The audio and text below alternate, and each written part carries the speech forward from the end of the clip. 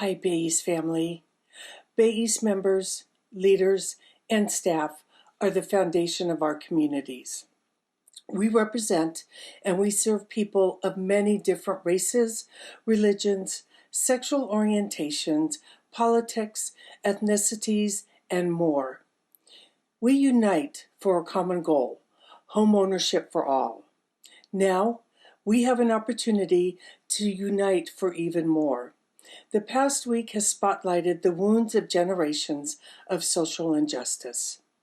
Today, we can listen to these voices and, with an open mind, understand and celebrate what makes us unique and commit to provide the same opportunities and rights to each and every person.